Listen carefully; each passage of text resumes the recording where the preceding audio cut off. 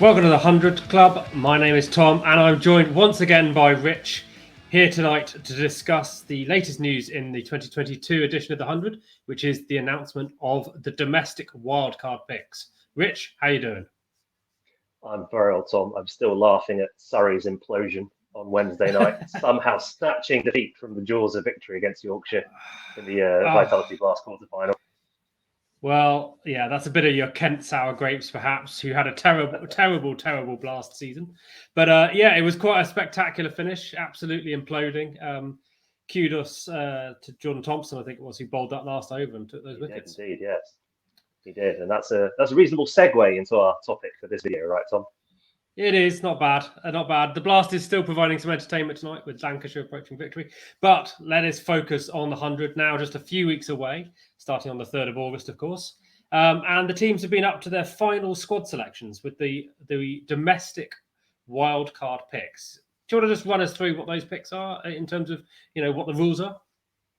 So essentially, each team has one further pick that comes at the end of June. And the idea is that players that have stood out in the Vitality Blast this summer give themselves one more opportunity to get themselves a 100 contract. And I think we'll see as we go through the picks that quite a few players have done that. Yeah, and I think, these are £30,000 bracket men's only players. Obviously, the women has still been announcing some final squad places, but this is for the men's squads only. So we're not talking world superstars here, but there's kind of two approaches that teams can take. They can take a young prospect that they want to develop for years to come, or they can take someone who might just be having, the last bit of their career maybe, but a proven, wily sort of competitor. And I think we've seen a bit of both from these picks. So let's start. Yeah. I'll go on. Let's not forget, Tom, let's forget that last year Jake Lintott was a Vitality wildcard pick and ended up being one of the stars of the tournament. So these picks can matter. They certainly can. Took the most wickets, I think, for the Southern Brave in their title-winning season. So, okay, without further ado, let's start with perhaps one of the bigger names in terms of those who have been picked as the wildcards. That's Richard Gleeson, who I'm calling Rich because it fits better on my logo there, on my graphic. And he's a right-to-match pick for the Manchester Originals. What does the right-to-match mean here? Well, that means that he was on the squad last year and unfortunately had to withdraw due to injury. But because he, perhaps another club might have picked him up, but the Originals could say, no, we will offer you what the other club were going to offer you, in which case he has to stay with the Originals. Quite right. And they were going to be picking 4th overall, but actually as a right to match, they've gone straight to the front there. He's an interesting guy, really, because he's quite a late bloomer, made his debut in the county game at 27 and is pushed his way quite a long way towards now almost the England T20 setup. I think he went out to the West Indies with them last year, didn't he? So he's doing all right. And I think he's probably, got plenty to prove for the Originals, yeah? Indeed, and I think he was sort of in the squad for these 3 T20s against India as well. So not necessarily making the playing 11, but certainly on the back of a very strong performance in the Blast. And as you said, he was in the squad last year, had to withdraw through injury, has quite a lot of pedigree in T20 cricket, including experience in the Big Bash with Dublin Renegades. So one to watch. And a guy I could see getting some game time in the Originals. Yeah, certainly. And yeah, probably one of the safer choices out there. Going from Lancs as well to the Manchester Originals, you think that's a fairly common sense one. So a next player up is for the Birmingham Phoenix. And I think this is Dan Mousley, Birmingham Phoenix, a player you like, right, Rich? Yeah, this is a really exciting pick, I think. Not a ton of experience, but what he has done this year for Birmingham, as we should say, in the Blast, the Birmingham Bears, has been quite impressive. 166 runs at 55. It's only a few innings and a few not outs, but strike rate nearly 180. Plus, I mean, genuine all-rounder. Also left arm, going at only 6.62 economy rate in the games he's played. So yeah, impressive, and I think fits the mould of the Birmingham Phoenix there in terms of a very aggressive hitter. Yeah, I've seen a bit of him this season, looking good in the Blast, as you say. I'd call him a batting all-rounder myself, a sort of a power hitter in the middle order. It would be good to see him get some games, but clearly, we know the Birmingham Phoenix are a good squad. We'll get into our squad previews maybe in the next couple of weeks and see how we can fit him in. And with the Phoenix, they had Chris Benjamin last year, who came from a handful of county games into the Phoenix squad and ended up taking them by storm. So, it can happen again, like with these youngsters, if they're given the opportunity. Quite right. Okay, next up is perhaps a slightly more a bit more of a head scratcher, perhaps, in George Scrimshaw, picked up by the Welsh Fire. He's an interesting case, and I know a little bit about him. He's playing at Derbyshire at the minute. 6'7", used to be bowling at sort of 90 miles an hour, and was in and around the England under-19 setup, but he's had a couple of bits of surgery for his back, hasn't really stalled his progress for now. He's now in his mid-20s. Am I missing something here, Rich, or what do you think the Welsh Fire have seen in the prospect? Well, I mean, clearly he's done enough to get a call up to the England Lions squad for next week for their game against South Africa. So, the powers that be obviously see something about him. I'm with you, Tom. I mean, statistics don't jump off the page. I mean, he's going at nearly 10s this year in the Blast. I think 9.45. So the economy rate sort of worries you a little bit there. And, but height, bounce, bit of pace. Yeah, pretty useful addition to an already strong squad. So maybe that's what they're doing here, taking a bit of a flyer. Yeah, and I think the setup at the Welsh Fire does value pace. We've seen that in the squad picks that they've made before. But one thing that's also just slightly annoys me, I do keep an eye on the Welsh Fire. He's not really a local lad, and I think they could have taken someone maybe from Glamorgan, who may be a name that will come up in a moment, Rich. But before we get to that, does it not keep in with the culture of the club? Does it, Tom? 8 games I'd like in. to have a little bit. Well, no, we've just look at it. The first 2 picks we've said: Rich Gleeson, Lancs across the Manchester Originals. You've got a Birmingham player going across to the Birmingham Phoenix. Why not do it if you've got a wildcard pick? Fair enough. No. Carry on. Fair enough. All right. Anyway, next up on the picking order, before we get to that Glamorgan name, was Jamie Smith, who's been picked up by the Spirit. What do you know about him?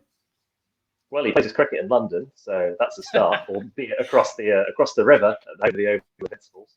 I mean, he's had a decent run in the Surrey side that's been very successful this year until Wednesday night in the Blast. Keeping wicket for them. Not a stellar record in terms of batting. 109 runs, an average of 15, strike rate only 115. So, maybe he's in the backup there for Adam Rossington. But, it's a useful guy to have around, but I don't think he's necessarily going to be forcing himself into the starting 11. Maybe not. I mean, the interesting thing about him for me was actually the average he's got in the first class game, in the longer formats of the game, actually over 40. So he's clearly got plenty of skill and technique there, but he hasn't really necessarily generated that into the T20 world at the minute. But there's clearly something there. And at 21 years old, he's got plenty of time to show it. At the other end of that spectrum, though, the unaging Michael Hogan, who announced his retirement in December. So this is his very last season, and yet has been rewarded with a short-term contract with the Southern Brave. What's the thinking there for them, do you think, Rich? Well, I think they just added a good bowler to their squad, essentially. I mean, he's had a very good season in the Blast, 20 wickets for Glamorgan in just 11 games. I think that's all there is to it, really. It's obviously he's retiring at the end of the season, so it's not one for the future.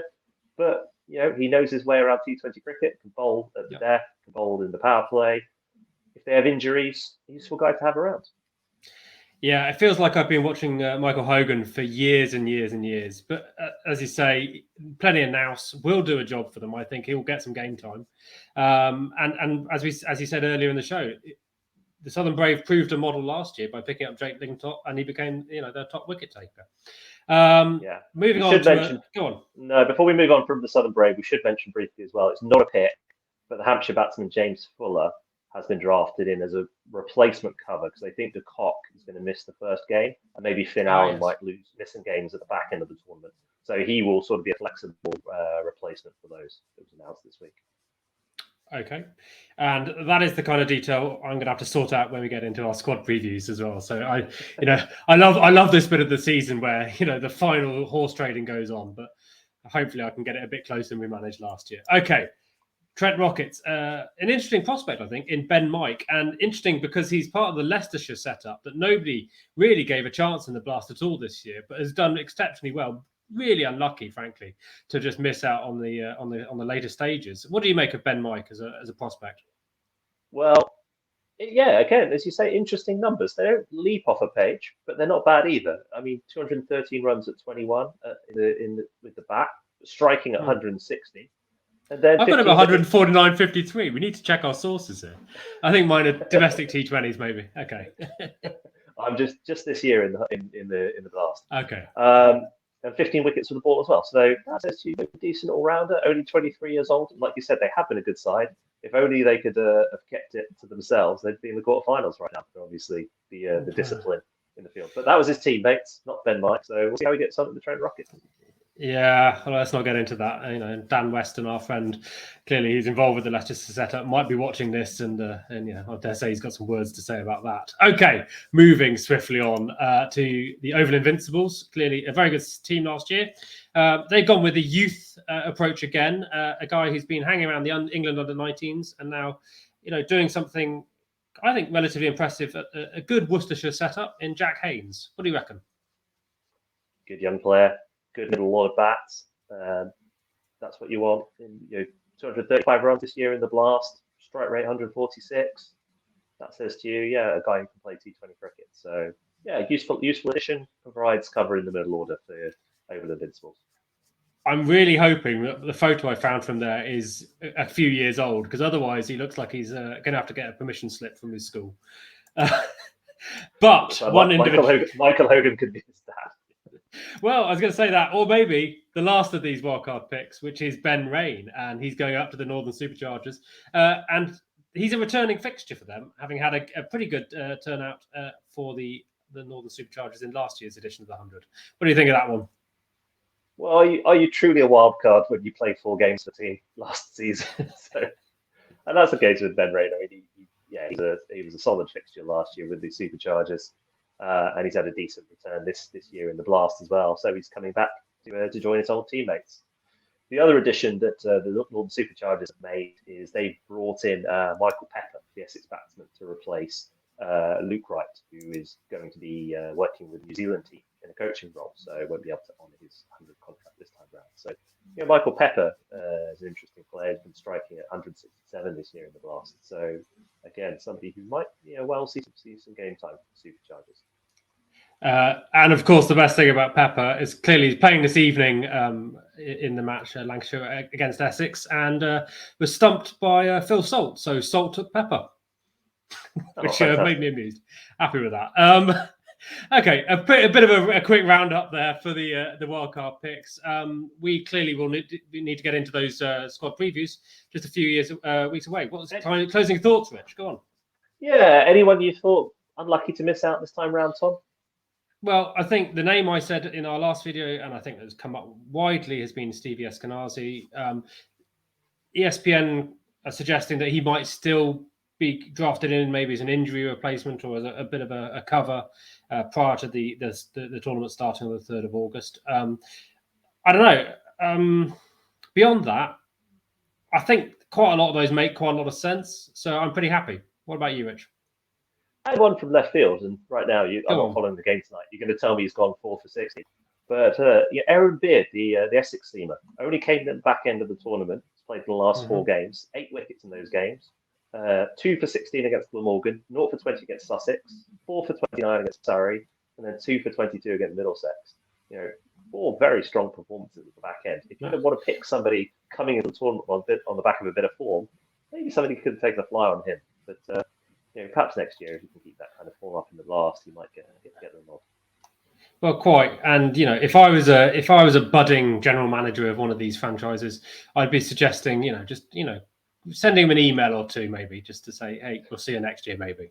How about that? Rich, excellent little trot through those picks, and thank you again for joining. If you've enjoyed that content, then do let us know. Put some suggestions down below if you've got some other names you'd like to have seen picked up on the domestic wildcards. Otherwise, do join us for the squad previews, and as we get into the actual season, we'll be keeping you up to date with that. Rich, a pleasure as always. Thanks, Tom. Cheers. Cheers.